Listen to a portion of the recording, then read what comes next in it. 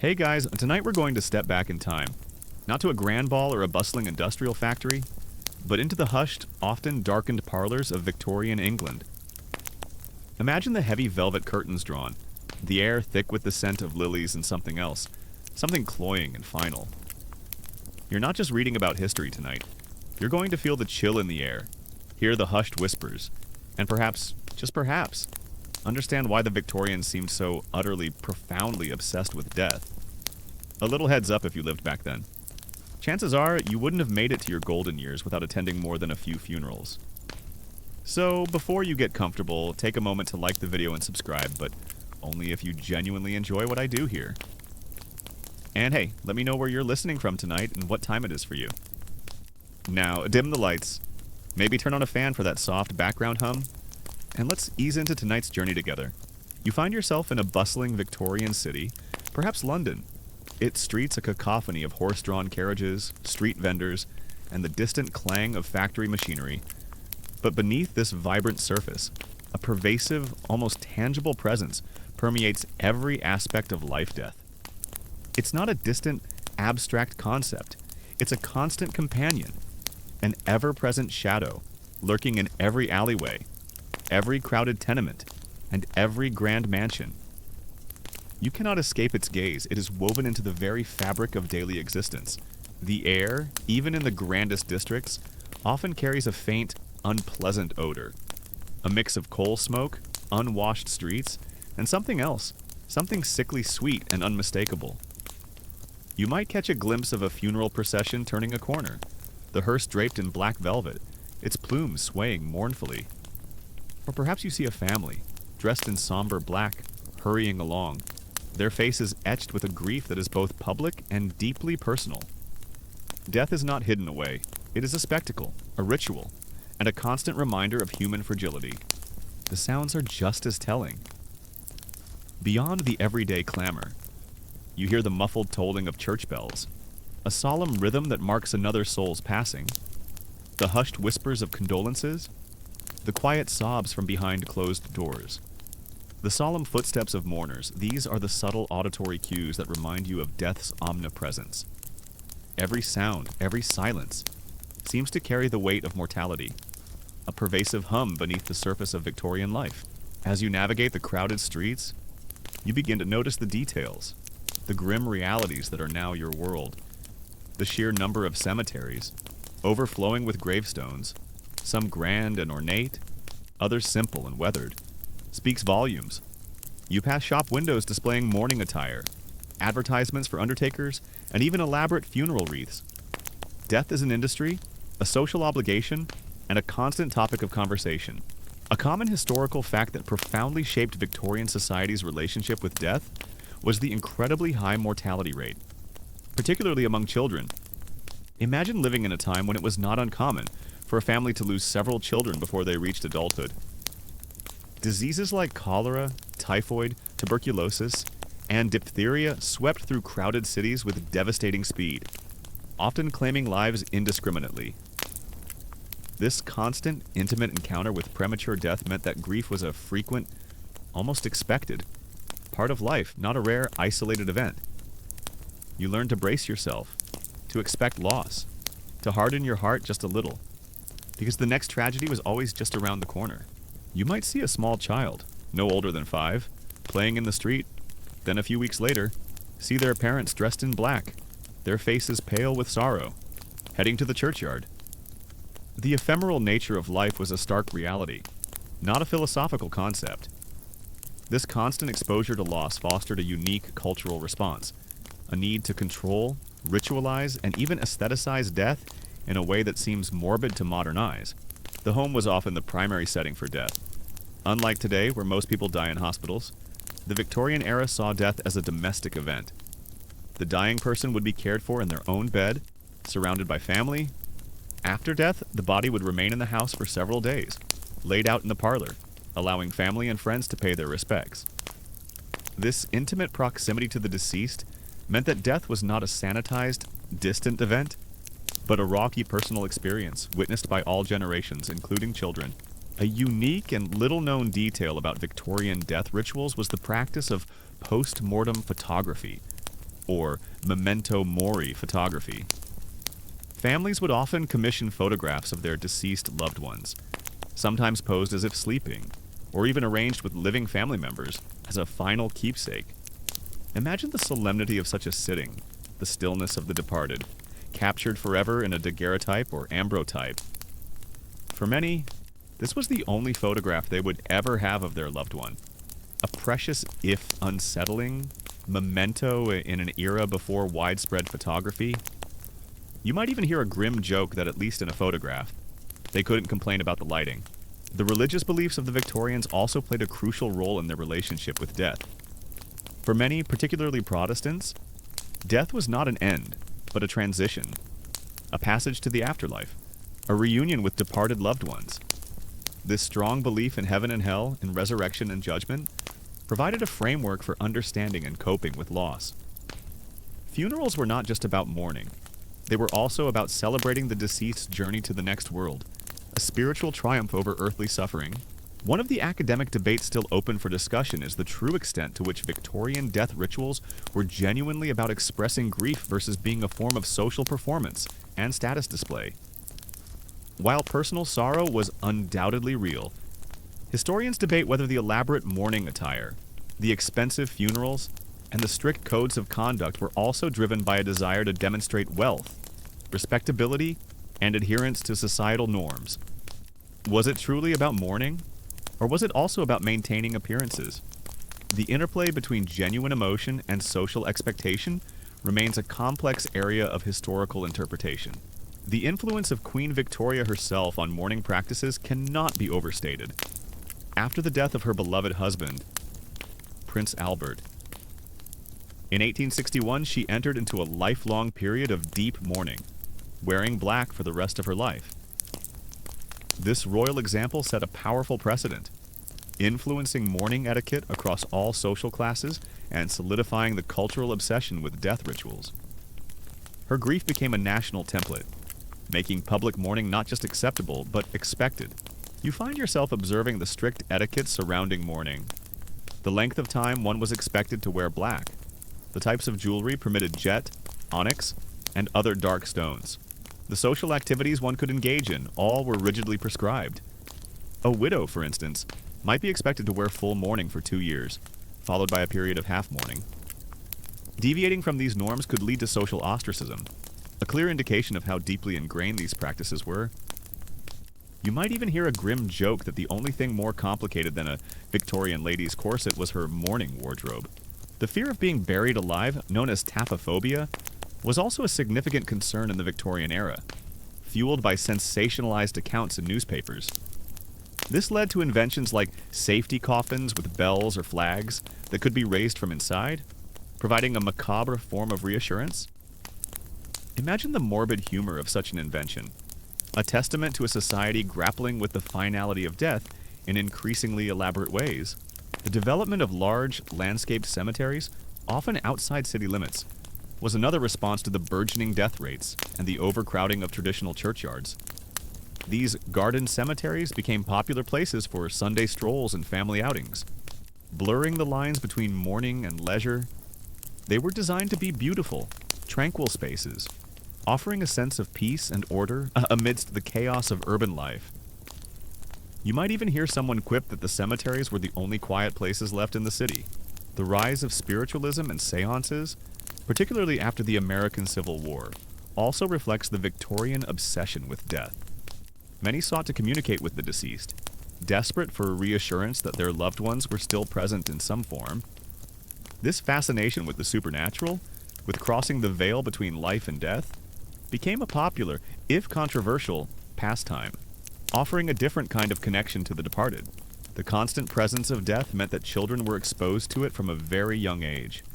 They witnessed illness, attended funerals, and lived with the grief of their families.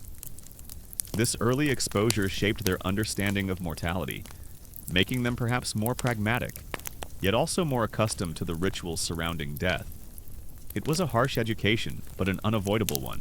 You realize that the Victorian obsession with death wasn't simply morbid or strange.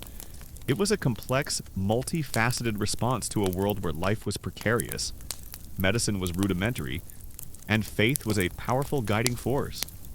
It was an attempt to control the uncontrollable, to find meaning in loss, and to honor the departed in a society grappling with rapid change and profound uncertainty.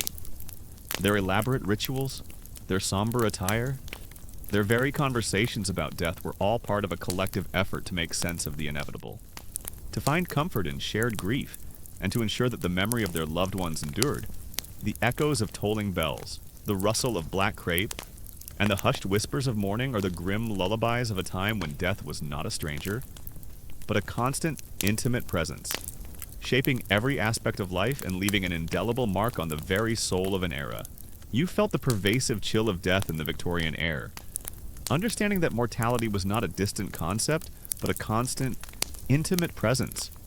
Now, as you witness a family grappling with loss, you begin to see how this omnipresent death shaped an elaborate, almost theatrical system of rituals and etiquette.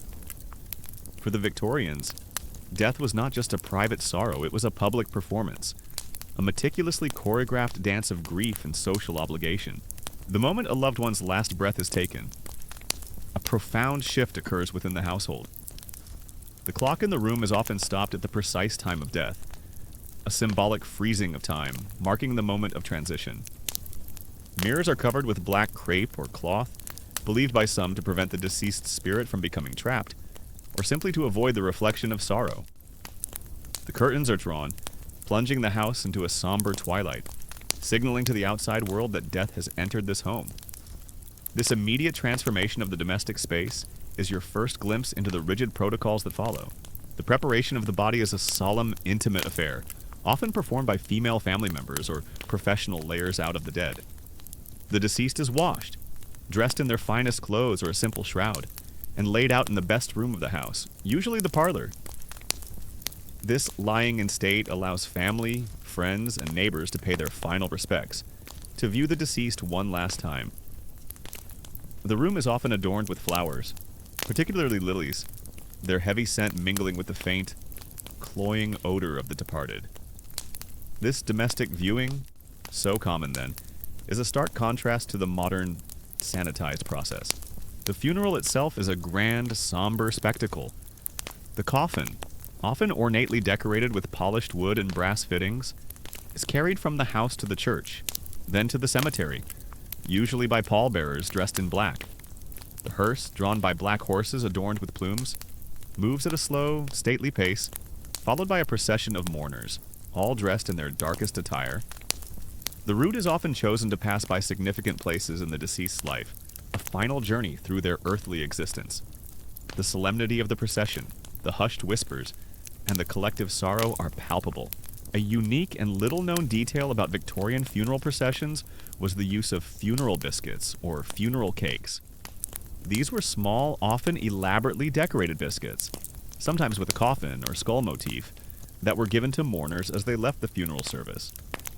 They served as a tangible memento of the deceased and the event, a small, edible token of remembrance.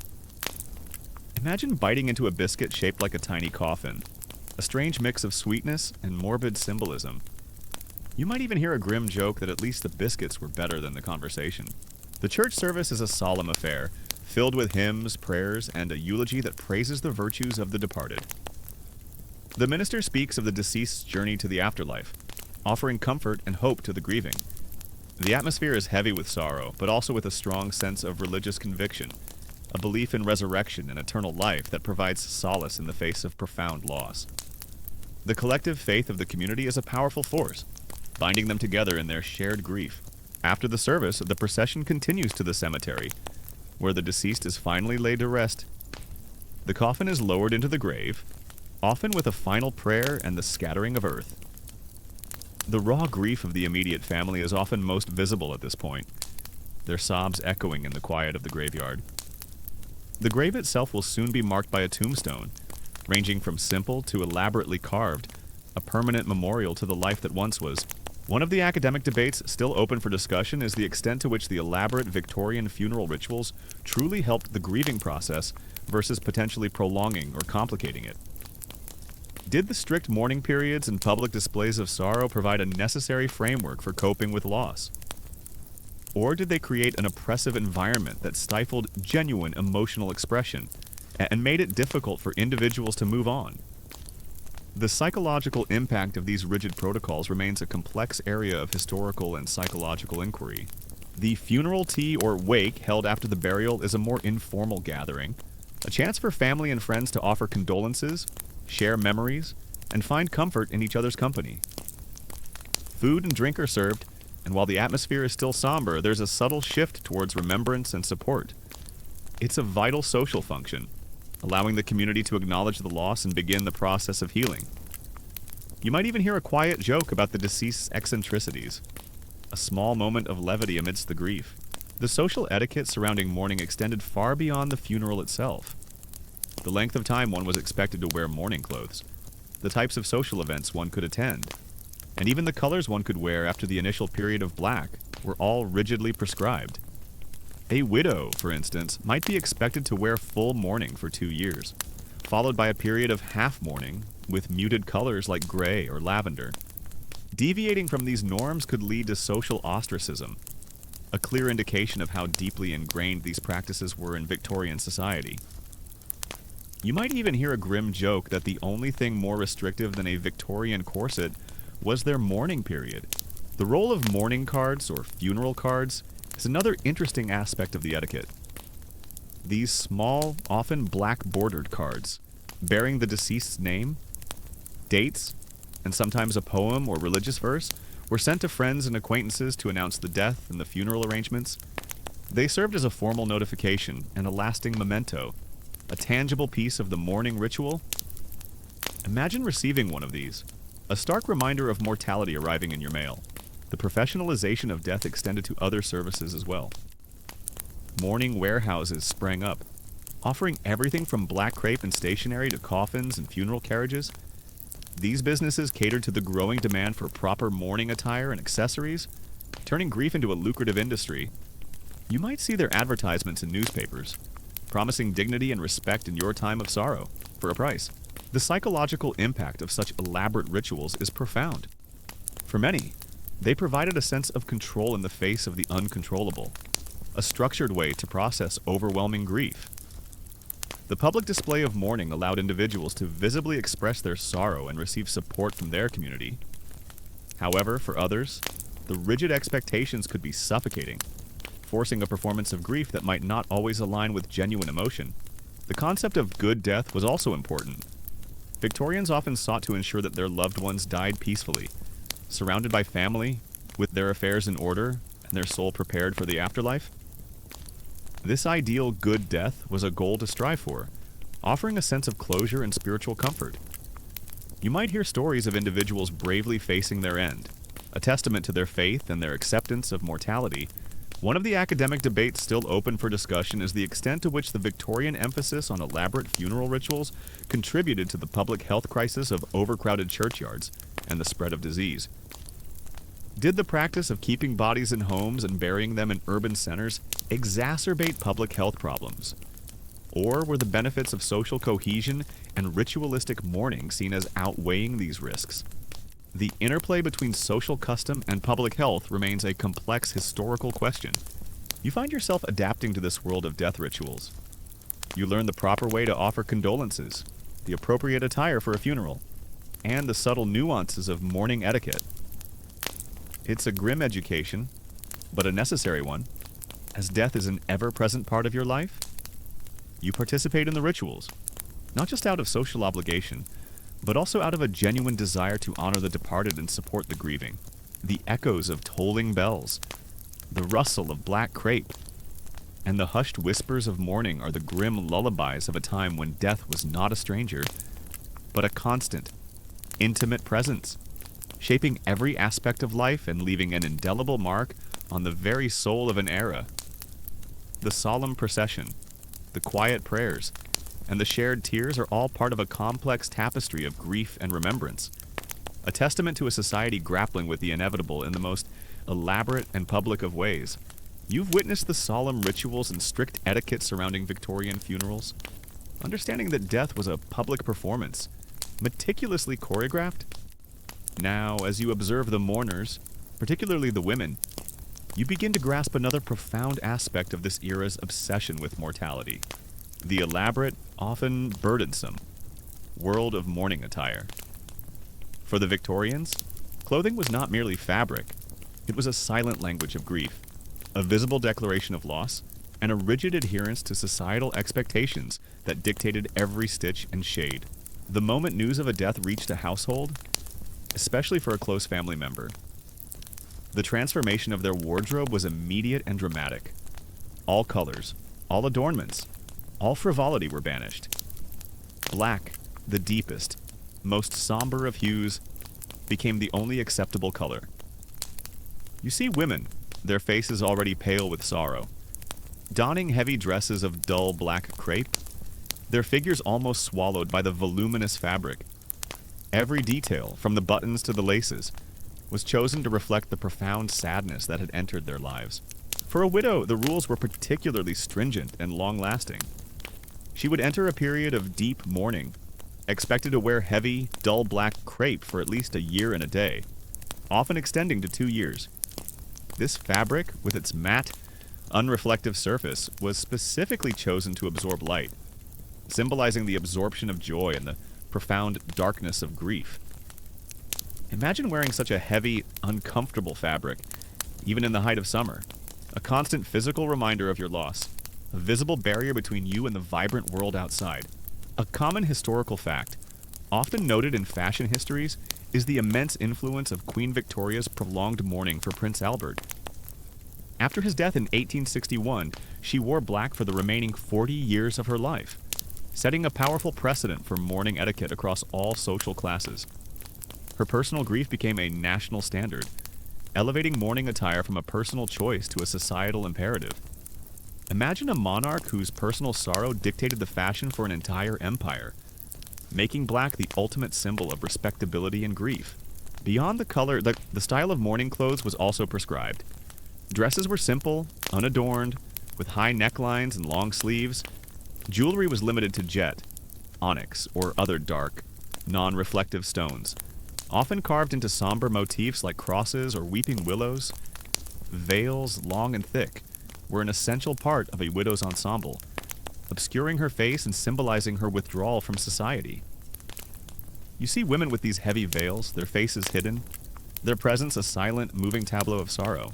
A unique and little-known detail about Victorian mourning attire was the practice of wearing widow's weeds, a specific, often elaborate cap or bonnet worn by widows, particularly during the initial stages of deep mourning. These caps were typically made of white linen or lace, contrasting sharply with the black clothing, and were designed to frame the face, emphasizing the pallor and sorrow of the wearer. Imagine a woman already burdened by grief, having to meticulously arrange such a cap every day, a constant ritual of public sorrow. You might even hear a grim joke that the weeds were so elaborate. They probably took longer to put on than the funeral itself. The mourning period itself was divided into stages, each with its own prescribed attire. After the initial deep mourning, a widow might transition to second mourning, where slightly lighter black fabrics or even dull black silk could be worn. This would be followed by half mourning, allowing for muted colors like gray, lavender, purple, or even dark blues, signaling a gradual return to the world of color, but still acknowledging the lingering grief. This slow, deliberate shedding of black reflected the Victorian belief that grief was a long, arduous journey, not a sudden event. One of the academic debates still open for discussion is the extent to which the elaborate mourning rituals and attire were a genuine expression of grief versus a form of social control and status display. While personal sorrow was undoubtedly real, historians debate whether the rigid rules and expensive clothing were also used to demonstrate one's wealth, adherence to social norms, and respectability, particularly among the burgeoning middle class. Was it truly about mourning, or was it also about keeping up appearances in a highly stratified society? The interplay between genuine emotion and social performance remains a complex area of historical inquiry. For other family members, the rules were less strict but still significant. Parents mourning a child, or children mourning a parent, would wear black for varying periods, depending on the closeness of the relationship. Even distant relatives or acquaintances might wear a black armband or a small piece of black jewelry as a sign of respect.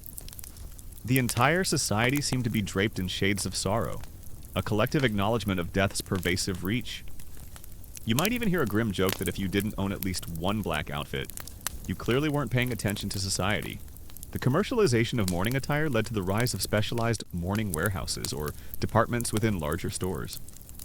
These establishments catered specifically to the needs of the bereaved, offering everything from crepe dresses and bonnets to jet jewelry and black-edged stationery. It was a lucrative industry, profiting from grief, but also providing a necessary service for a society deeply invested in proper mourning. You might see their advertisements, promising dignity and respect in your time of sorrow for a price. The psychological impact of wearing mourning attire for extended periods was profound. For some, it provided a visible outlet for their grief, a way to signal their sorrow to the world and receive sympathy. For others, it could be suffocating, a constant reminder of their loss, and a barrier to re-engaging with life. The heavy fabrics, the restrictive styles, and the somber colors could contribute to a sense of isolation and depression, making it difficult to move beyond the initial stages of grief. The materials used in mourning clothes were often chosen for their dullness and lack of luster. Crepe, a crimped, crinkled fabric, was particularly favored for deep mourning because it absorbed light and conveyed a sense of somberness. Silk, if used, was typically dull and unadorned. The absence of shine, glitter, or vibrant colors was a deliberate choice, reflecting the somber mood of the bereaved. One of the academic debates still open for discussion is the extent to which the rigid rules of mourning, particularly for women, contributed to or exacerbated mental health issues like depression and anxiety. Did the societal pressure to maintain a public display of perpetual grief, combined with the physical discomfort of the clothing, hinder the natural healing process and trap individuals in prolonged states of sorrow? The intersection of fashion, social expectation, and psychological well-being remains a nuanced area of historical study. You observe the subtle ways in which individuals navigated these rules. Some, particularly those with less financial means, might adapt older clothes by dyeing them black or adding black trimmings. Others, eager to return to social life, might subtly bend the rules of half mourning, introducing colors slightly earlier than prescribed, risking social disapproval. It's a constant negotiation between personal grief and societal expectation. Played out in the silent language of clothing, the wearing of mourning attire also served as a visual signal, informing others of your recent loss and prompting appropriate condolences and respectful behavior. It created a visible community of the bereaved, allowing for shared understanding and empathy. In a society where death was so common, these visual cues were essential for navigating social interactions. You might even hear a grim joke that you could always tell who had lost a loved one, because they were the only ones who looked like they were attending a permanent funeral. The legacy of Victorian mourning attire continues to influence our understanding of grief and fashion today. While the strict rules have largely faded, the association of black with funerals and mourning remains strong. The images of Victorian widows draped in somber crepe and veils are iconic, a powerful visual representation of an era deeply intertwined with death. The psychological impact of wearing mourning attire for extended periods was profound. For some, it provided a visible outlet for their grief, a way to signal their sorrow to the world and receive sympathy. For others, it could be suffocating, a constant reminder of their loss, and a barrier to re-engaging with life. The heavy fabrics, the restrictive styles, and the somber colors could contribute to a sense of isolation and depression, making it difficult to move beyond the initial stages of grief. The concept of widow's weeds was not just about clothing, but also about a prescribed social withdrawal. During deep mourning, a widow was expected to avoid social gatherings, entertainment, and even public appearances that were not strictly necessary. Her life was to reflect her sorrow, a period of quiet contemplation and remembrance. The mourning attire was a visual manifestation of this social seclusion, a barrier between the grieving individual and the wider world. One of the academic debates still open for discussion is the economic impact of the mourning industry on Victorian society. Did the vast sums spent on mourning attire, funerals, and related services represent a significant economic drain? Or did it stimulate certain sectors of the economy and provide employment for many? The financial implications of this cultural obsession with death remain a complex area of historical economic analysis. You find yourself adapting to this world where clothing speaks volumes about your emotional state. You learn to recognize the subtle cues in others' attire, understanding their recent losses and adjusting your behavior accordingly. It's a grim education, but a necessary one, as death is an ever-present part of your life. You participate in these sartorial rituals, not just out of social obligation, but also out of a genuine desire to honor the departed and conform to the expectations of your community. The rustle of black crepe, the somber gleam of jet jewelry, and the hushed whispers of condolences are the grim lullabies of a time when death was not a stranger, but a constant, intimate presence, shaping every aspect of life, down to the very clothes you wore. The elaborate mourning attire, the strict etiquette, and the pervasive color black are all part of a complex tapestry of grief and remembrance, a testament to a society grappling with the inevitable in the most visible and public of ways. You've navigated the somber landscape of Victorian mourning attire, understanding how clothing became a silent, yet powerful declaration of loss. Now, as the initial shock of death begins to settle, you observe another profound aspect of the era's relationship with mortality, the desperate, often macabre, desire to hold onto the tangible presence of the departed. For the Victorians, memory was not enough. They sought physical mementos, relics that bridged the terrifying chasm between the living and the dead, ensuring that their loved ones, in some form, remained eternally present. The most striking manifestation of this desire was the proliferation of memento mori, objects designed to remind the living of death. These weren't just somber reminders, they were intricate, often beautiful.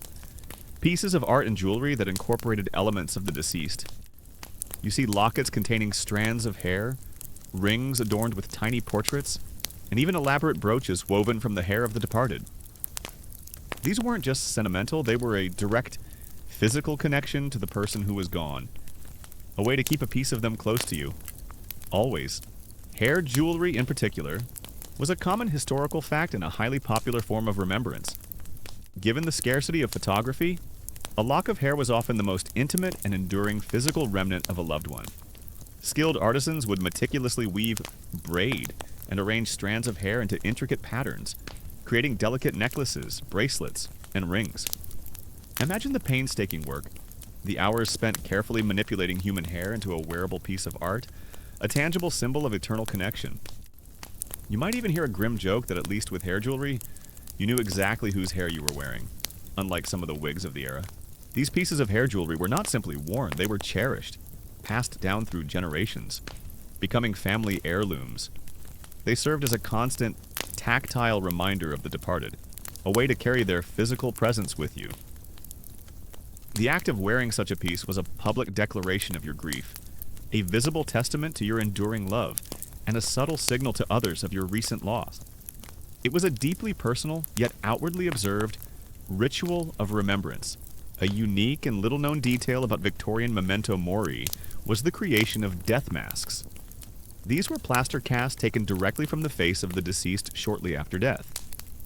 While the practice dated back centuries, it saw a resurgence in the Victorian era, particularly for prominent individuals or beloved family members.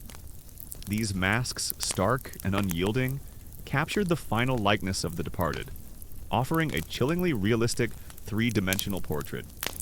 Imagine the solemnity of such a process, the cold plaster pressed against the face of your loved one, preserving their features for eternity. You might even hear a grim joke that at least with a death mask, you didn't have to worry about them blinking. Post-mortem photography, as you recall from an earlier chapter, was another powerful tool for remembrance. For many, particularly those who couldn't afford a painted portrait or who died unexpectedly, a photograph of the deceased was the only visual record they would ever possess. These photographs, often taken in the family parlor, sometimes depicted the deceased posed as if sleeping, or even arranged with living family members, creating a poignant and unsettling tableau. They were cherished keepsakes, a way to freeze time and preserve the image of a loved one forever. One of the academic debates still open for discussion is the psychological impact of these tangible mementos on the grieving process. Did the constant physical presence of hair jewelry, death masks, and post-mortem photographs genuinely aid in coping with loss by keeping the deceased present? Or did they potentially hinder the process of acceptance and moving on, trapping individuals in perpetual mourning? The complex interplay between material culture and psychological well-being and grief remains a nuanced area of historical and psychological inquiry. The creation of memorial cards and funeral stationery also became an art form. These small, often black-bordered cards, bearing the deceased's name, dates, and sometimes a poem or religious verse, were sent to friends and acquaintances as a formal announcement of death. They were often kept as keepsakes, collected in albums, and served as a tangible record of the community's losses. The intricate designs, the somber typography, and the heartfelt verses all contributed to their role as enduring mementos. The home itself became a sanctuary of remembrance. Photographs of the deceased adorned mantelpieces and walls, often draped in black crepe. Personal belongings of the departed were carefully preserved. Perhaps a favorite book, a piece of clothing, or a cherished trinket. These items, imbued with the presence of the loved one, served as constant reminders, creating a domestic landscape permeated by memory and loss. You might even hear a grim joke that their houses were starting to look more like museums of the dead than homes. The practice of visiting cemeteries, as you've seen, became a popular pastime, blurring the lines between mourning and leisure. Families would spend hours at the graveside, tending to the plot, leaving flowers, and simply sitting in quiet contemplation. The elaborate tombstones, often adorned with symbolic carvings like weeping angels, broken columns, or draped urns, served as public declarations of remembrance, ensuring that the deceased would not be forgotten. The language of flowers also played a significant role in conveying messages of remembrance and mourning. Lilies symbolized purity and the soul's return to innocence, while rosemary represented remembrance and cypress symbolized mourning. These floral arrangements, meticulously chosen and displayed at funerals and gravesides, were another subtle yet powerful way to express grief and honor the departed. You might even hear a grim joke that the florists were probably the only ones getting rich off all this sadness. The psychological need to maintain a connection with the deceased was profound. In an era where death was so common and often sudden, the living sought ways to bridge the void left by loss. These tangible mementos provided a sense of continuity, a belief that the departed were still present, still watching over them. They offered comfort, reassurance, and a way to channel overwhelming grief into a concrete, observable practice. The rise of spiritualism, as you recall, was another manifestation of this desire for connection. Seances, mediumship, and attempts to communicate with the dead became popular, offering a more direct, albeit controversial, pathway to the departed. For many, these practices provided a desperate hope that their loved ones were not truly gone, but merely existed on another plane, accessible through the right channels. One of the academic debates still open for discussion is the extent to which the Victorian obsession with material mementos of death reflected a genuine spiritual belief in the continued presence of the deceased versus a societal anxiety about the finality of death in an increasingly secularizing world. Were these objects truly about faith, or were they a desperate attempt to exert control over the uncontrollable, to deny the ultimate separation? The philosophical underpinnings of Victorian remembrance practices remain a complex and fascinating area of inquiry. You observe the subtle ways in which these mementos permeated daily life. A woman might absent-mindedly touch the jet locket around her neck, a silent gesture of remembrance. A man might pause before a framed post-mortem photograph, his gaze distant, lost in memory.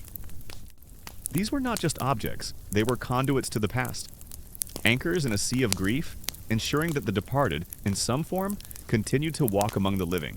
The commercialization of remembrance also led to a booming industry. Jewelers specialized in hairwork, photographers offered post-mortem sittings, and stationery shops sold elaborate mourning cards. This industry, while profiting from sorrow, also provided a necessary service, allowing individuals to conform to societal expectations and express their grief in tangible ways. You might even hear a grim joke that the undertakers and jewelers were probably the best of friends, always having business for each other. The legacy of Victorian memento mori continues to influence our understanding of grief and remembrance today. While many of their practices seem morbid to modern eyes, They highlight a universal human need to cope with loss and to keep the memory of loved ones alive. They remind us that grief is a powerful, multifaceted emotion, expressed in countless ways across cultures and time periods. The psychological impact of constantly being surrounded by reminders of death was profound. For some, it might have been comforting, a way to keep loved ones present. For others, it could have been suffocating, a constant trigger for renewed grief and a barrier to moving forward. The line between healthy remembrance and prolonged sorrow was often blurred, reflecting the complex emotional landscape of the era. The Victorians, in their profound obsession with death, created a rich and intricate culture of remembrance. They transformed grief into an art form, a social obligation, and a deeply personal journey. Through their elaborate rituals, their somber attire, and their cherished mementos, they sought to defy the finality of death, to keep their loved ones eternally present, to ensure that memory, however painful, would never truly fade. The rustle of black crepe, the somber gleam of jet jewelry, and the hushed whispers of remembrance are the grim lullabies of a time when death was not a stranger, but a constant, intimate presence, shaping every aspect of life, down to the very objects you held dear. The elaborate mourning attire, the strict etiquette, and the pervasive color black are all part of a complex tapestry of grief and remembrance. A testament to a society grappling with the inevitable in the most visible and public of ways. You've explored the mementos of mourning and the ways the Victorians kept the dead physically present. But now, as you step beyond the somber chambers and private rituals, you find yourself in a vast, marbled green space where death was not only commemorated, but also publicly celebrated. Victorian graveyards and funeral parks. These were not just final resting places. They were cities of the dead, designed to be beautiful, peaceful, and an integral part of social life. In the early decades of the Victorian era, traditional churchyards in major cities like London became horribly overcrowded. Old graves were dug up to make way for new ones, resulting in disastrous sanitation and a stench. Death was not just a neighbor, it was also a public health threat, a common historical fact that underscored the urgent need to change burial practices. Imagine the stench rising from cramped plots, a constant reminder of the dead rotting beneath your feet. You may have heard a joke that the old cemeteries had become so crowded that the dead had to queue to be buried. To address this crisis, a new concept was born: the public cemetery, built on the outskirts of cities. Kensal Green Cemetery in London, opened in 1833, was one of the first and most prominent examples.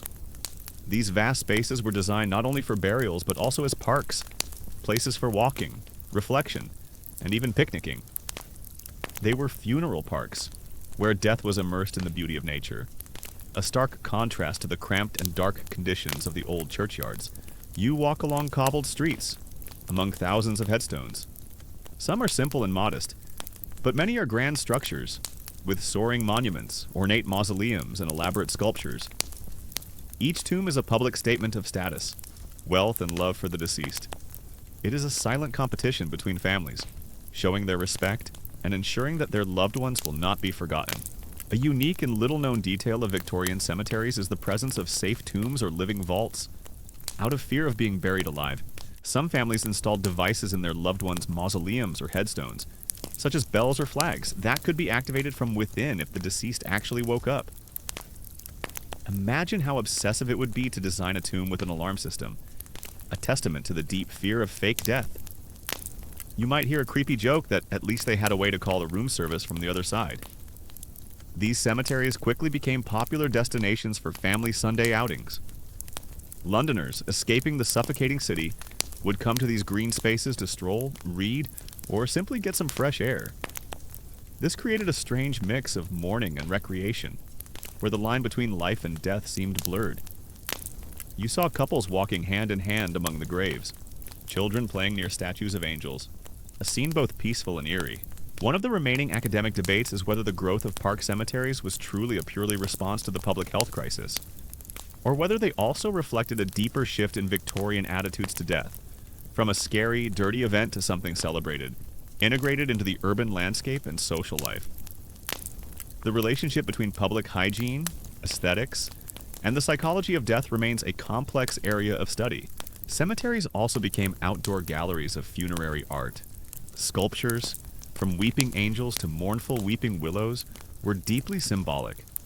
Every detail, from the type of stone used to the typeface on the headstone, was carefully chosen to convey a message about the deceased and the grief of the living.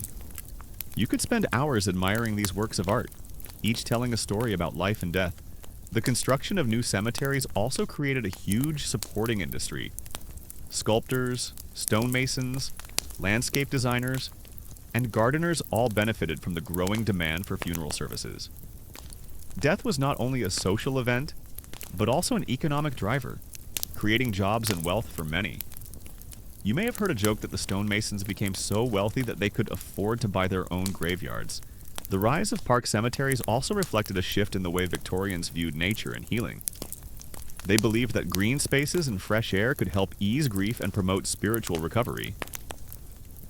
A walk in a graveyard was not only a way to remember the dead, but also a form of therapy, a way to find peace in the beauty of the natural world.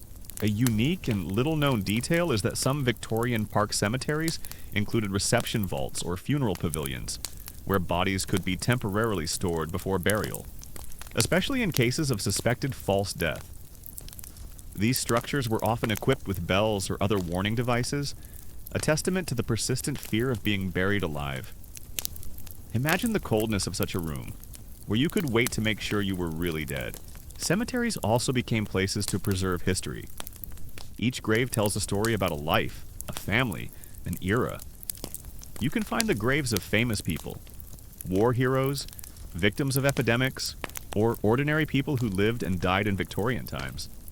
They are huge archives of demographics, sociology, and culture, providing invaluable insights into the past. Children's literature, surprisingly, also engaged with themes of death and the afterlife. Many Victorian children's books featured stories about dying children, visits to heaven, and the importance of a good death. These narratives, while seemingly grim to modern sensibilities, were intended to prepare children for the inevitable losses they would face, and to instill moral and religious values.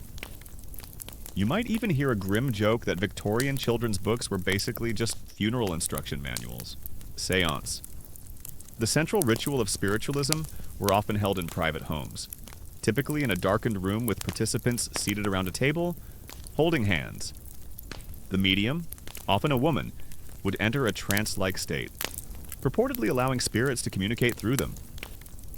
The atmosphere was charged with anticipation, a mix of hope, skepticism, and a profound desire for connection. You might feel a chill in the air, a subtle shift in the room's energy, as the medium begins her work, her voice changing, perhaps taking on the cadence of a departed loved one. The development of memorial architecture, particularly in the grand garden cemeteries, was another artistic expression of death.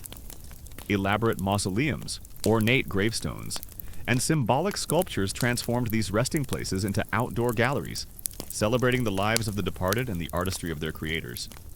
You've walked among these monuments, feeling the weight of their artistic and emotional statements. The relentless pursuit of knowledge extended to understanding the very process of dying. Physicians meticulously observed patients, documenting symptoms, and attempting to categorize and understand the various ways in which life transitioned to death. This scientific curiosity, while sometimes seeming detached, was driven by a genuine desire to alleviate suffering and to prolong life, even for a few precious hours. The visual language of death became incredibly rich and symbolic. The draped urn, representing the ashes of the deceased, and the veil of sorrow, the broken column, symbolizing a life cut short, the hourglass with wings, signifying the swift passage of time, and the weeping willow, a universal symbol of grief. These motifs permeated art, architecture, and even everyday objects, creating a pervasive visual landscape of remembrance. A unique and little-known detail about Victorian seances was the use of spirit trumpets, or speaking trumpets.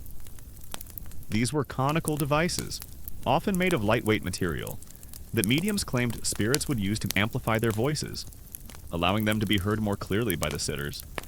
Imagine a trumpet floating eerily in the darkened room, seemingly moving on its own, its narrow end producing disembodied whispers or even full sentences. While often the result of clever trickery, for believers it was undeniable proof of communication with the other side. You might even hear a grim joke that the spirits must have had terrible stage fright, needing a trumpet to speak up. The psychological impact of being constantly surrounded by artistic and literary representations of death was profound. For some, it offered a sense of shared experience, a validation of their own grief, and a framework for understanding loss. For others, it might have been overwhelming, a constant reminder of mortality that contributed to anxiety and melancholia. The art and literature of the era both reflected and shaped the emotional landscape of Victorian society. You find yourself adapting to these spaces, learning to respect their silence and recognizing their role in society. You walk among the graves, read the inscriptions on the stones, and reflect on the lives that have passed. It is both a melancholy and a cathartic experience, a reminder that death is an inevitable part of life, and that remembering the dead is a deeply human act. The popularity of deathbed scenes in both painting and literature highlights the Victorian emphasis on a good death, a peaceful passing surrounded by loved ones, with final words and blessings exchanged. These idealized depictions offered comfort and a template for how one should face the end of life. Even if the reality was often far more chaotic and painful, you might even hear a grim joke that the only thing more dramatic than a deathbed scene was trying to get a doctor to actually show up. The appeal of spiritualism was multifaceted. For some, it offered a direct, personal connection to the deceased that traditional religion, with its emphasis on divine will and abstract concepts of heaven, could not provide. For others, it was a form of scientific inquiry, an attempt to empirically prove the existence of an afterlife. Many prominent scientists and intellectuals of the era, including Alfred Russel Wallace, co-discoverer of evolution, seriously investigated spiritual phenomena, lending it an air of intellectual credibility. The legacy of Victorian art and literature's engagement with death is immense. It provided a rich cultural tapestry through which a society grappled with its profound anxieties and hopes surrounding mortality. It explored the depths of human grief, the mysteries of the afterlife, and the enduring power of memory, leaving behind a body of work that continues to fascinate and resonate today. The rise of medical entomology, the study of insects related to human health, is another fascinating, if grim, aspect of Victorian science's engagement with death. Scientists began to understand that insects like fleas and mosquitoes were vectors for diseases like typhus and malaria, which decimated populations. This knowledge, though often discovered through painstaking and dangerous research, was crucial for developing strategies to control these deadly epidemics. You might even hear a scientist grimly joke that the insects were better at killing than any human army. One of the academic debates still open for discussion is the extent to which the artistic and literary portrayals of death in the Victorian era were truly innovative or merely amplified existing tropes from earlier periods. Did the Victorians genuinely break new ground in their exploration of mortality? Or did they simply refine and expand upon established artistic and literary conventions, driven by the unique social and scientific pressures of their time? The originality and influence of Victorian death-themed art and literature remain a subject of ongoing critical analysis. One of the academic debates still open for discussion is the extent to which Victorian spiritualism was a genuine religious movement, a form of popular entertainment, or a psychological coping mechanism for widespread grief. While many adherents held sincere beliefs, historians debate whether the prevalence of fraud and trickery undermined its spiritual claims, or if the desire for connection was so strong that people were willing to overlook inconsistencies. The complex interplay of faith, deception, and human need remains a nuanced area of historical and sociological inquiry. You find yourself with a deeper appreciation for how art and literature can serve as a mirror to society's deepest fears and most profound longings. The Victorians, through their creative expressions, left behind a powerful testament to their complex relationship with death, a legacy etched in paint, carved in stone, and woven into the very fabric of their stories. A unique and little-known detail about Victorian medical efforts to understand death was the widespread practice of body snatching, or resurrectionism. Before the Anatomy Act of 1832, there was an extreme shortage of cadavers for medical schools to study. This led to a grim, illicit trade where bodies were exhumed from graves and sold to anatomists. Imagine the chilling thought even in death. Your body might not be safe, destined to become a subject for scientific dissection in the pursuit of knowledge. You might even hear a grim joke that the only way to get a good education back then was to be dead. The hushed whispers of mediums, the eerie creak of a moving table, and the desperate hope for a sign from the other side are the grim lullabies of a time when death was not just a finality, but a permeable veil, a gateway to a world unseen. The faint scent of incense, the rustle of unseen presences, and the quiet certainty of communication are the lasting echoes of an era that dared to reach beyond the grave, seeking comfort and connection in the ethereal realm. The poignant verses of poets, the somber hues of painters, and the chilling narratives of novelists are the enduring lullabies of a society that found solace, meaning, and even beauty in the shadow of the inevitable, forever shaping how we perceive the great unknown. The rise of professional mediums, often traveling from town to town, also contributed to spiritualism's spread. They offered private readings, public demonstrations, and workshops, catering to a burgeoning demand for communication with the dead. While some were undoubtedly sincere, many were skilled illusionists, exploiting the grief and credulity of their clients for financial gain. You might hear whispers of a medium who could make tables levitate, or produce ectoplasm from her mouth, though you'd be wise to remain skeptical. You've witnessed how art and literature grappled with the profound presence of death in Victorian society, transforming grief into a muse for countless creative expressions. But now, as the long, sprawling reign of Queen Victoria draws to a close, you are about to witness a singular event that encapsulates the era's obsession with death, mourning, and public spectacle more profoundly than any other, the passing of the monarch herself. Her death, and the elaborate rituals that followed, served as a final monumental act in the grand Victorian drama of mortality. A national outpouring of grief that resonated through every corner of the empire. The development of forensic science, particularly in understanding the causes of unexplained deaths, also began to take shape. Autopsies, toxicology, and the careful examination of crime scenes became tools for solving mysteries and bringing perpetrators to justice. Death, once a private affair, increasingly became a subject for public investigation, driven by a desire for order and accountability. The news of her failing health, though anticipated, sends a ripple of apprehension across the nation. For over 6 decades, Queen Victoria has been the immutable symbol of Britain, the very embodiment of the Victorian age. Her personal grief, particularly after the death of Prince Albert, had set the standard for national mourning. And now her own impending departure casts a long, somber shadow. You feel a sense of collective anxiety, a realization that an era is truly coming to an end, and with it, a familiar, comforting presence. The fascination with the supernatural extended beyond seances. Ghost stories became incredibly popular, published in magazines and read aloud in parlors. Tales of haunted houses, spectral apparitions, and mysterious visitations from the dead captivated the Victorian imagination, blurring the lines between fiction and perceived reality. This cultural immersion in the spectral world reflected a society deeply preoccupied with the boundaries of life and death, and the possibilities that lay beyond. On January 22nd, 1901, the news finally breaks. Queen Victoria is dead.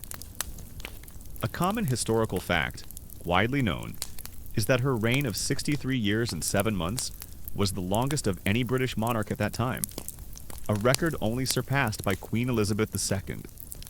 Imagine living your entire life under the rule of one sovereign, her image on every coin, her name synonymous with the very fabric of your society.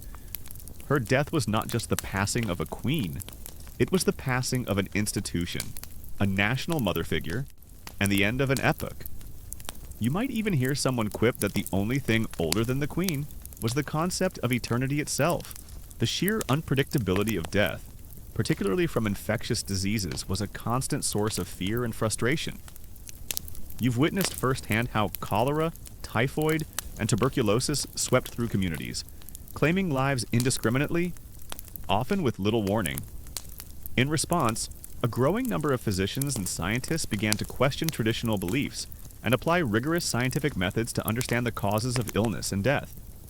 This shift from purely spiritual explanations to empirical observation marked a profound change in how society grappled with mortality. The nation plunges into an immediate, profound period of mourning. The strict protocols that Victoria herself had so rigorously adhered to for Albert's death are now applied on a grand, national scale. Flags are lowered to half-mast, shops close, theaters dim their lights, and the entire country seems to don a mantle of black. The sense of collective grief is palpable, a shared sorrow that unites all classes, from the humblest laborer to the grandest aristocrat. Every newspaper is edged in black, every public building draped in somber crepe. The psychological impact of spiritualism was profound. For believers, it offered immense comfort, a sense of continued connection to loved ones, and a reduction in the fear of death itself. The knowledge that death was merely a transition, not an end, could be incredibly empowering. However, for those who were deceived, or who became overly reliant on mediums, it could lead to financial ruin, emotional distress, and a painful disillusionment when the truth of the trickery was revealed. A unique and little-known detail about Queen Victoria's funeral arrangements was her specific instruction that her coffin be carried by sailors, not soldiers, reflecting her deep connection to the Royal Navy and her role as Empress of the Seas. This was a significant departure from tradition, as monarchs were typically borne by military personnel.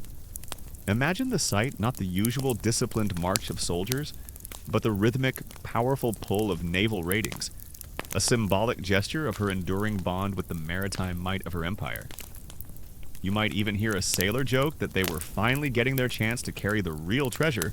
One of the academic debates still open for discussion is the extent to which the Victorian medical establishment's focus on scientific advancements inadvertently led to a dehumanization of the dying and the deceased.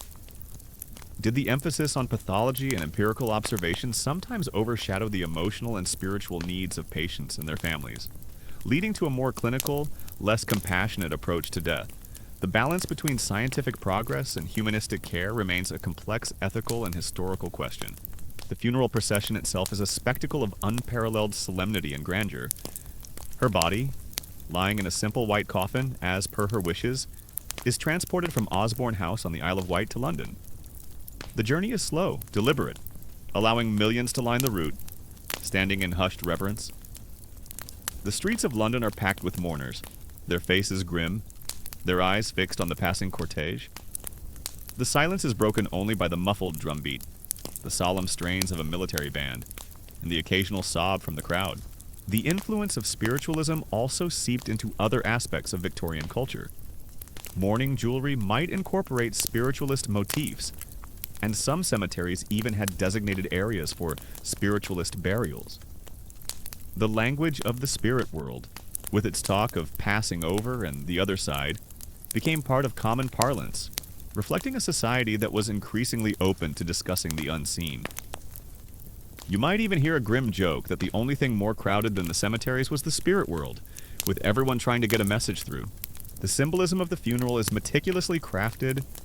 The white coffin, a departure from the traditional black, reflected Victoria's desire to be buried as a soldier's daughter, and her personal preference for white after Albert's death.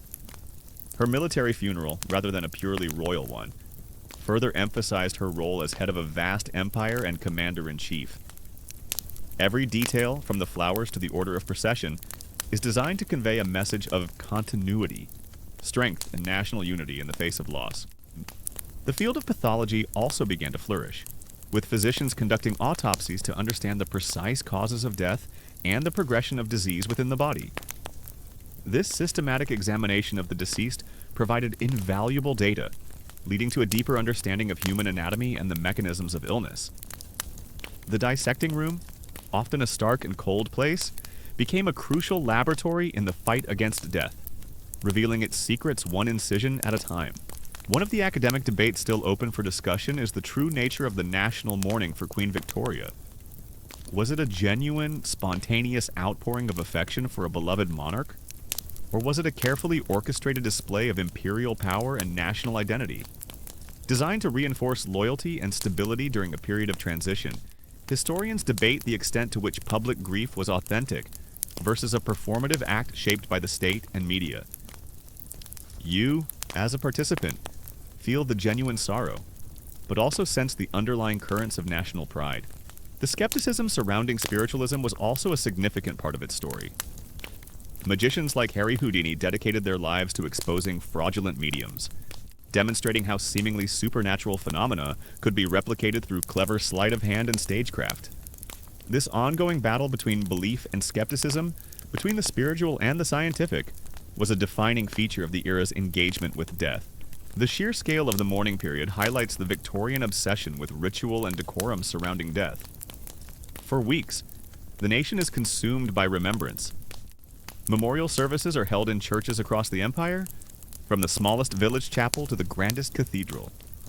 Newspapers publish endless eulogies, recounting her life, her virtues, and her profound impact on the nation. Every public space becomes a canvas for grief, a collective act of remembrance that binds the society together. You observe the subtle shift in public discourse. While religious explanations for death still hold sway, there's a growing recognition of the role of science in preventing illness and prolonging life. Newspapers report on new medical discoveries, public health campaigns gain traction, and the authority of physicians begins to rival that of the clergy in matters of health and mortality. It's a slow, gradual change, but a profound one, reshaping society's relationship with the inevitable. The impact of her death resonates far beyond Britain's shores. As Empress of India and the matriarch of European royalty, her passing is felt across the globe. Foreign dignitaries, monarchs, and heads of state gather in London, a testament to her international influence. The world watches as Britain mourns its queen, a powerful demonstration of the empire's reach and its enduring significance on the global stage. One of the academic debates still open for discussion is the precise relationship between the rise of spiritualism and the decline of traditional religious observance in some segments of Victorian society. Did spiritualism offer an alternative form of spirituality for those who found traditional churches too rigid or unfulfilling? Or was it simply a complementary practice that enhanced existing religious beliefs? The shifting landscape of faith and belief in the Victorian era remains a complex and intriguing area of historical analysis.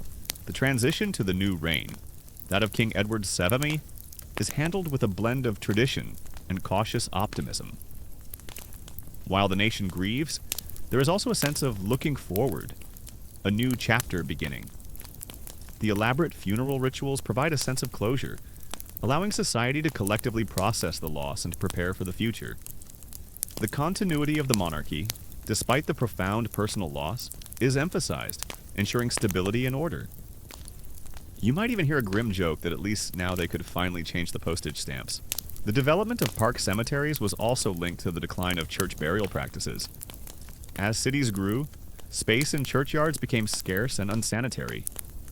Moving burial sites away from the city center was an important step in improving public health and modernizing funeral practices. One of the remaining academic debates is whether the shift to public cemeteries has diminished the personal and intimate nature of the funeral process. While they offer more space and better sanitation, does burying a loved one far from home among thousands of strangers change the nature of grief and remembrance?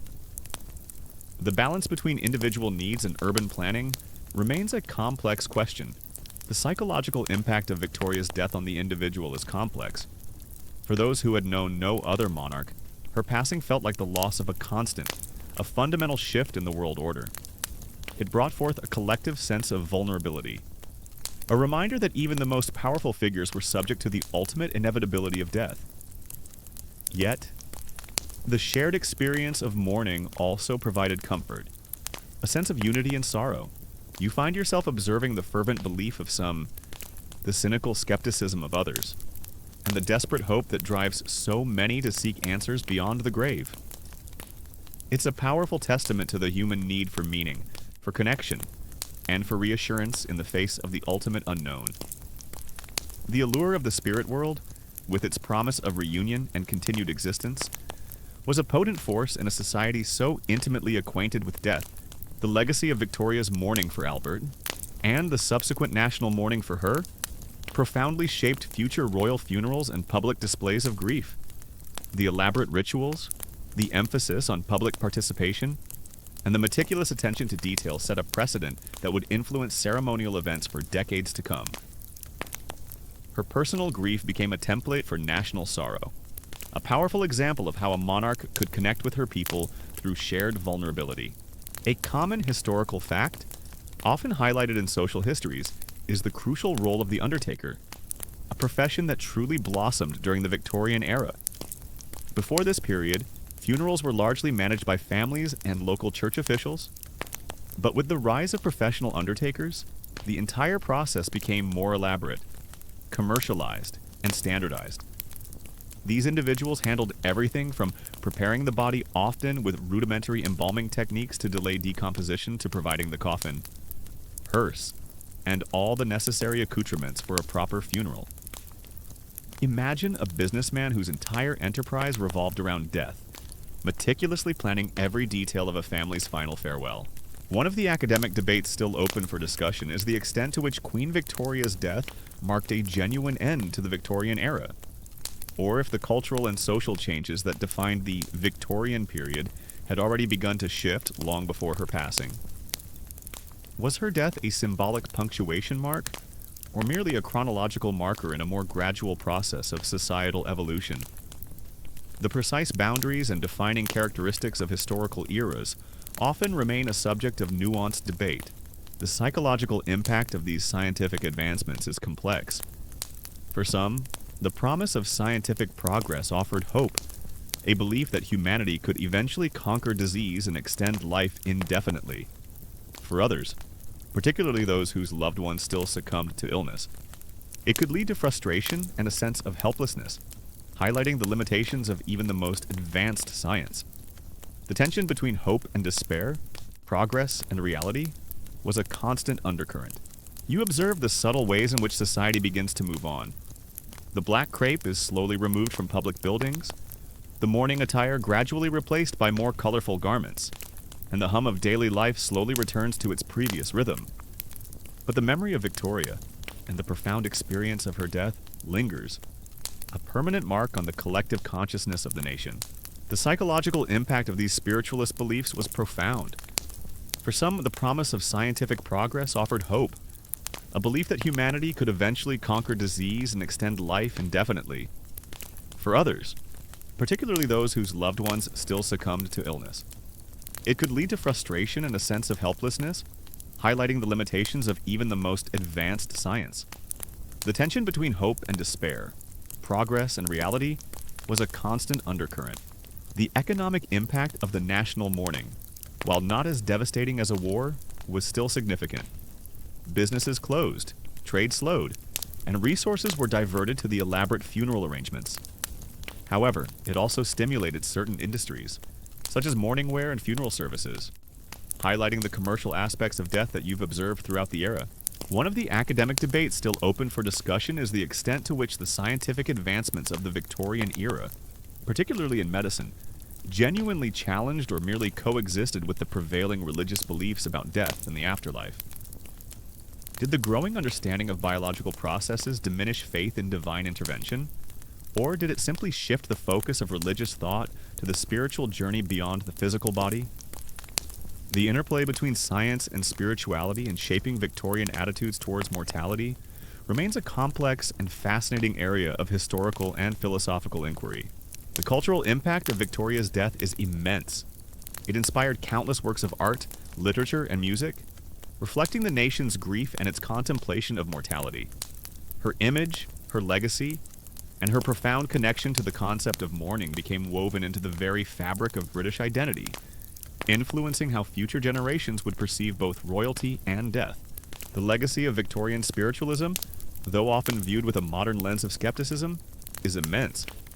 It highlights a profound human need to cope with loss, to find meaning in death, and to explore the boundaries of existence. It was a cultural phenomenon that challenged conventional thought, blurred the lines between science and belief, and offered a unique, if sometimes deceptive, pathway to the world beyond. You find yourself with a deeper understanding of how a single life, and its passing, can profoundly shape an entire nation. The death of Queen Victoria was not just a historical event, it was a cultural phenomenon, a collective experience that brought forth the very essence of the Victorian era's complex relationship with death. It was a final, grand performance of grief, a testament to the enduring power of ritual, and a poignant farewell to a queen who had become synonymous with an age. The legacy of Victorian science's engagement with death is immense. It laid the groundwork for modern medicine, public health and forensic science, transforming our understanding of disease and mortality. The relentless curiosity, the meticulous observation, and the tireless pursuit of knowledge, even in the face of widespread suffering, were the hallmarks of an era determined to unravel the secrets of life and death. The hushed whispers of mourners, the solemn tolling of bells, and the rustle of black crape are the grim lullabies of a nation in mourning. A final grand symphony for a queen who had become the very embodiment of her age.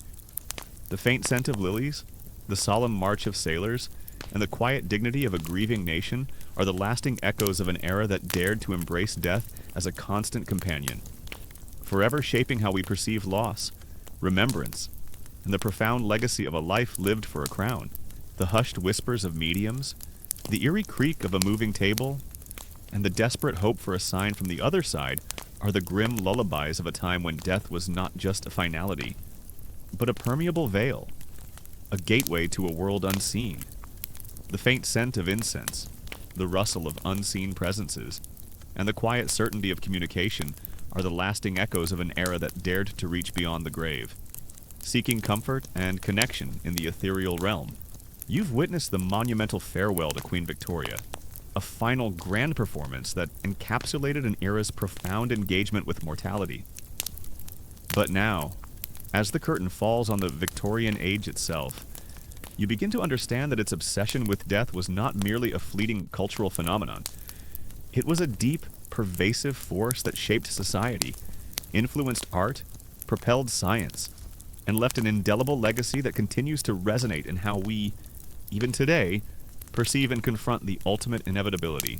The development of germ theory, a common historical fact that revolutionized medicine, was a monumental step in understanding disease. Pioneering work by scientists like Louis Pasteur and Robert Koch, though initially met with skepticism, gradually demonstrated that microscopic organisms, not miasmas or divine displeasure, were responsible for many deadly illnesses. Imagine the revelation the invisible enemies that had plagued humanity for centuries were finally being identified, offering a glimmer of hope for prevention and cure. You might even hear a physician quip that they were finally learning to fight the real monsters, not just the ones in people's imaginations.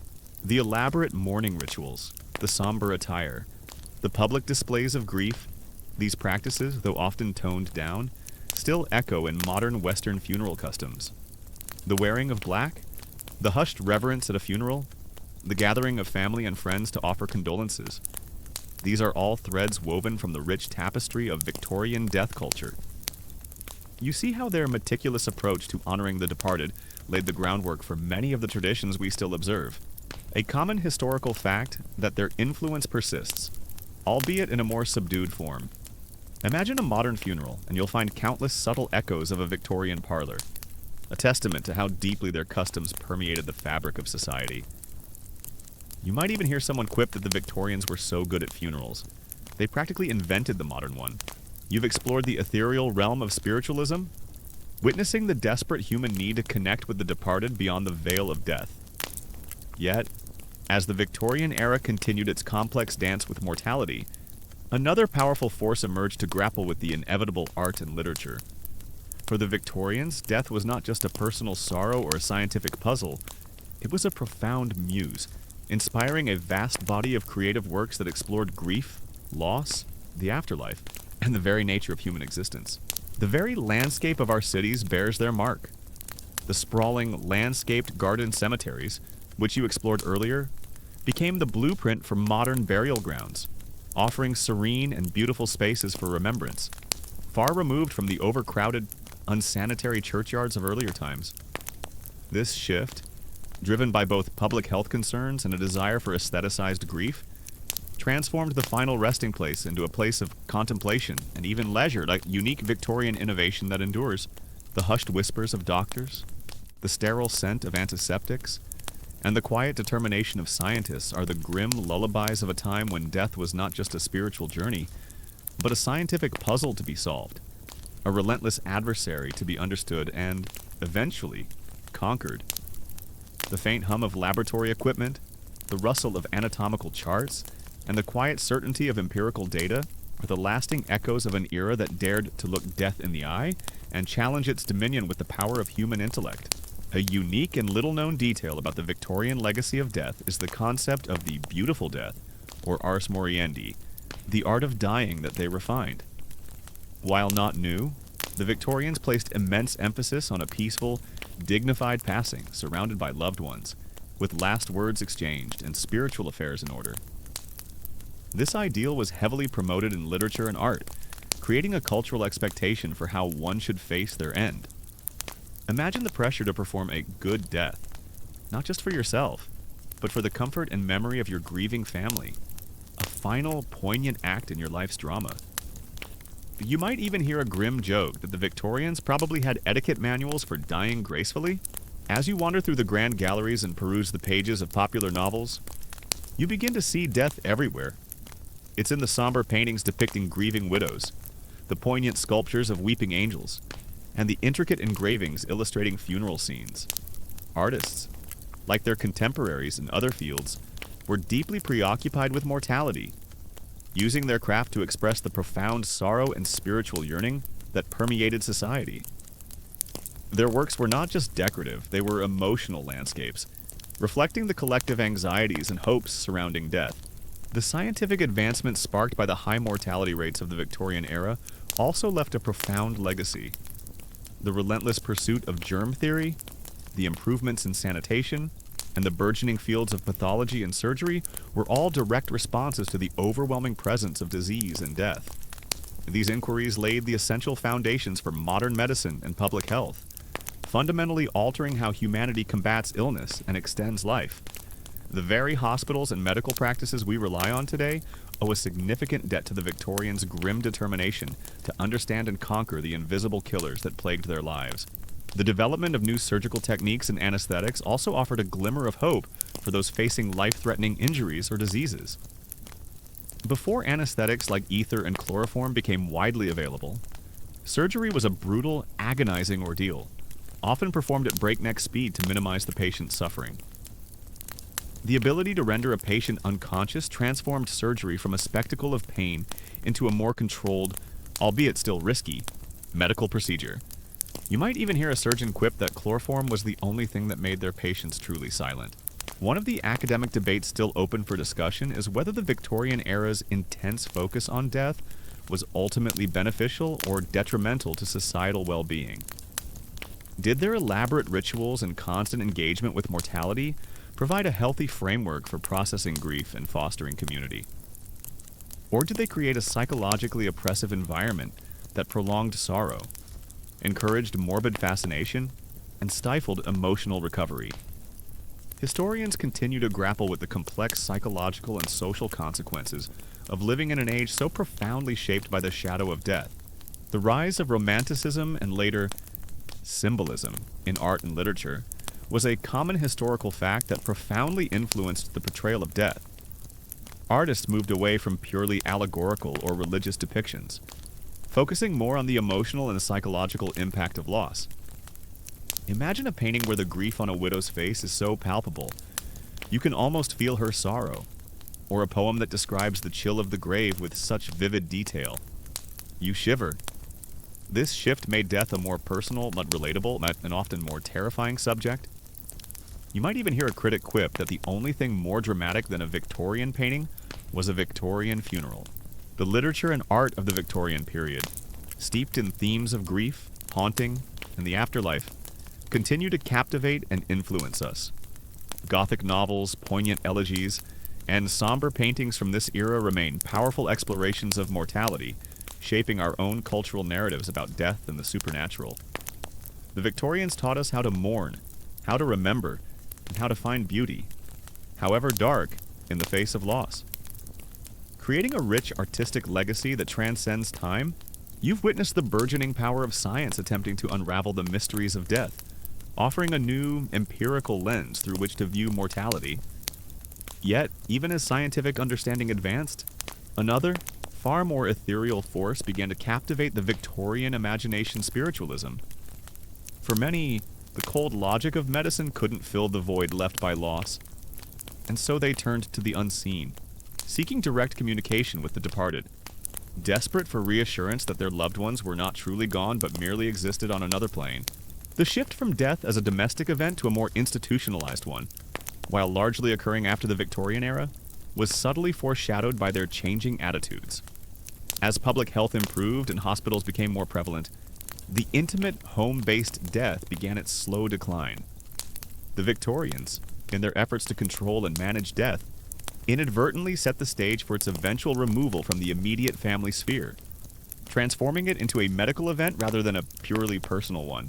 Poetry, in particular, became a powerful medium for expressing grief and contemplating mortality. Poets like Alfred, Lord Tennyson, with his epic elegy In Memoriam written after the death of his close friend Arthur Henry Hallam, articulated the profound sorrow and spiritual questioning that many Victorians felt. These poems were widely read, offering solace and a shared language for grief, allowing individuals to find their own feelings reflected in the verses of others. The very language we use to discuss death still carries echoes of the Victorian age. Phrases like passing away, the dearly departed, or resting in peace reflect a gentler, more euphemistic approach to mortality that gained prominence during this era. This linguistic legacy highlights their desire to soften the harsh realities of death, to make it more palatable, more comforting, a testament to their profound need for solace in the face of inevitable loss. You might even hear someone quip that the Victorians had more polite ways to say dead than they had types of tea. The development of park cemeteries exemplifies the Victorian way of dealing with death, not just concealing it, but making it a public, celebrated part of the urban landscape. They were spaces where grief was shared, memories were preserved, and life continued alongside death. The chirping of birds among the trees, the soft tread of footsteps on cobblestone paths, and the solemn silence of graves were mournful lullabies of an era that turned death into a work of art, a permanent legacy in stone and greenery. You've wandered through the serene yet solemn landscapes of Victorian garden cemeteries, understanding how society transformed its resting places into public spaces of remembrance and contemplation. But now, as the era progresses, a different kind of light begins to shine on the pervasive darkness of death, the burgeoning advancements in science and medicine.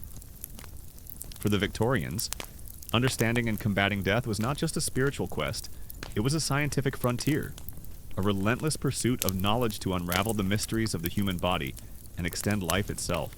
The psychological impact of living in an era of such high mortality, and the subsequent development of shell shock, now understood as PTSD, also left a lasting mark. The Victorians were among the first to grapple with the widespread psychological trauma of loss and grief on a societal scale.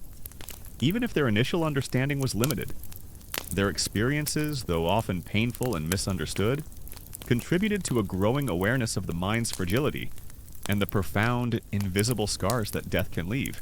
A unique and little-known detail about Victorian art and literature's engagement with death was the popularity of mourning jewelry motifs incorporated into visual arts. Beyond the actual jewelry, paintings and illustrations often depicted figures wearing specific mourning attire, or featured symbolic elements like broken chains, wilting flowers, or hourglasses, all silently communicating themes of loss and the passage of time. Imagine a portrait where the intricate jet necklace on the subject's neck tells a story of recent bereavement, a subtle detail that speaks volumes to the knowing Victorian eye. The enduring fascination with the Victorian era's unique relationship with death speaks volumes about our own anxieties and questions about mortality. We look back at their elaborate rituals, their morbid curiosities, and their profound grief, perhaps seeing reflections of our own struggles to make sense of loss in a world that often tries to sanitize and hide death away. Their obsession was, in many ways, a deeply human response to a reality that was inescapable, a collective effort to find meaning and comfort in the face of the ultimate unknown. The hushed whispers of seances and the flickering candlelight of darkened parlors become a new, intriguing landscape.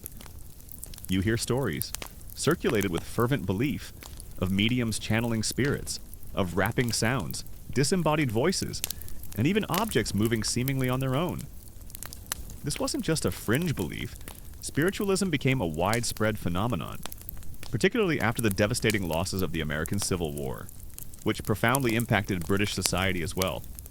The sheer scale of grief, the unfulfilled longing for lost loved ones, created fertile ground for the promises of the spiritual realm. One of the academic debates still open for discussion is the extent to which the Victorian era's cultural response to death was a unique historical anomaly, or if it represents a universal human tendency to ritualize and aestheticize mortality when confronted with high death rates. Are our modern, more private approaches to death a sign of progress? Or have we lost some of the communal support and structured grieving processes that the Victorians embraced? The comparative study of death cultures across time remains a rich and thought-provoking area of inquiry. Novels and short stories also delved deep into the themes of death, haunting, and the supernatural. Gothic literature, with its emphasis on decaying mansions, spectral apparitions, and psychological torment, became immensely popular. Authors like Charles Dickens, Mary Shelley, and Edgar Allan Poe explored the darker aspects of human nature and the unsettling presence of death in everyday life. These stories provided both entertainment and a safe space to confront fears about mortality and the unknown. You find yourself with a profound understanding of how an entire age was shaped by its relationship with death. The Victorians did not shy away from it. They embraced it, ritualized it, studied it, and allowed it to permeate every aspect of their lives. Their legacy is not just in the grand monuments or the scientific breakthroughs, but in the enduring human story of how we cope with loss, how we remember, and how we strive to find meaning in the face of the inevitable.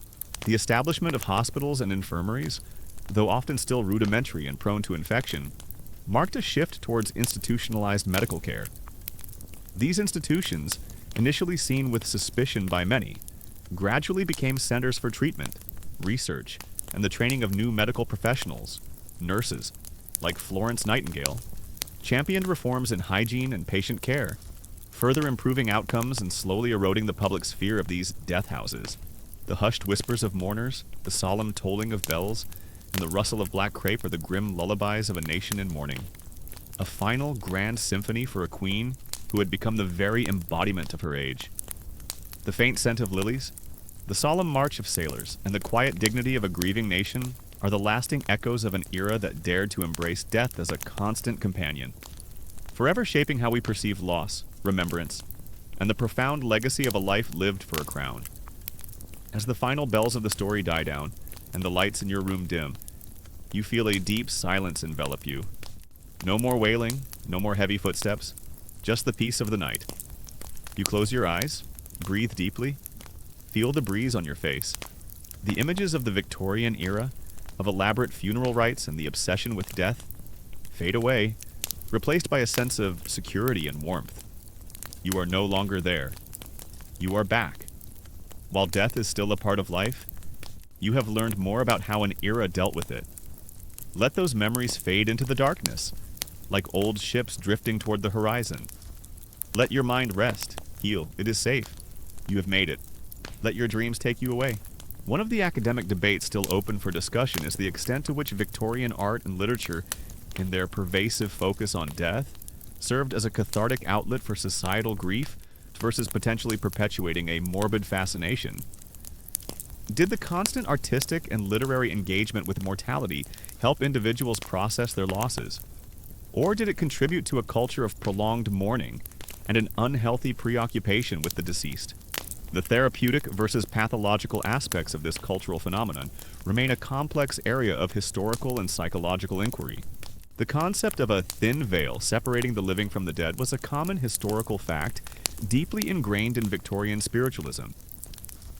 This belief suggested that the boundary between the physical world and the spirit world was permeable, especially under certain conditions or with the assistance of a skilled medium. Imagine believing that your departed mother or child was just beyond a barely perceptible curtain, waiting for a chance to communicate. This offered immense comfort to the grieving, a powerful antidote to the stark finality of death. You might even hear a hopeful mourner quip that at least now they could finally tell Aunt Mildred what they really thought of her hat, even if she was on the other side. The rise of spiritualism, as you recall, also heavily influenced art and literature. Paintings depicted seances, mediums, and ethereal spirits, blurring the lines between reality and the perceived spirit world. Photographs, sometimes manipulated, claimed to capture ghostly presences, further fueling the public's fascination. This artistic engagement with the supernatural reflected a society desperate for proof of an afterlife, seeking visual confirmation of what they hoped to believe. This scientific awakening led to significant advancements in public health. The understanding of how diseases spread through contaminated water and poor sanitation spurred massive infrastructure projects, such as the construction of elaborate sewer systems in major cities like London. The Great Stink of 1858, a particularly foul summer when the Thames became an open sewer, served as a grim catalyst, forcing authorities to act. These efforts, though slow and costly, gradually began to reduce mortality rates, particularly from waterborne diseases.